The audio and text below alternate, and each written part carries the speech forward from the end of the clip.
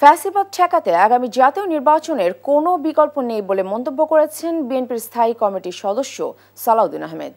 দুপুরে রাজধানীর গুলশানে গণতান্ত্রিক বাংলাদেশের ভবিষ্যৎ শীর্ষ গোলটেবিল বৈঠকে তিনি বলেন, এ সরকারের ভিত্তি নিয়ে প্রশ্ন তুললে রাষ্ট্রের স্থিতিশীলতা নষ্ট। এছাড়া বৈঠকে অংশ নেওয়া রাজনৈতিক দলের প্রতিনিধিরা বলেন, নির্বাচন ভণ্ডুল হলে দেশের সামাজিক ও রাজনৈতিক নৈরাজ্য ছড়িয়ে পড়ার আশঙ্কা করেন তারা। অন্তর্বর্তী সরকারের প্রতি জনগণের অনাস্থা ও অনীহা বাড়ছে দাবি করে তারা আরও বলেন, এই পরিস্থিতি আরও বাড়তে পারে। ত্রয়োদশ জাতীয় সংসদ নির্বাচন নিয়ে রাজনৈতিক দলগুলোর মধ্যে দিন দিন অবিশ্বাস বাড়ছে।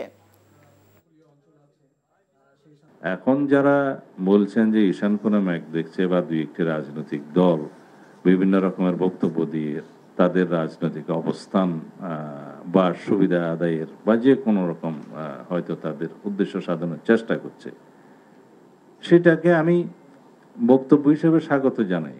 কিন্তু আমি বিশ্বাস করি এন্ড অফ দি ডে জাতীয় ঐক্যের স্বার্থে, ফ্যাসিবাদের পুনরুত্থান না হওয়ার এই প্রত্যাশার স্বার্থে তারা সবাই গণতান্ত্রিক পদ্ধতিতে ফেরত আসবেন, এটা আমাদের প্রত্যাশা।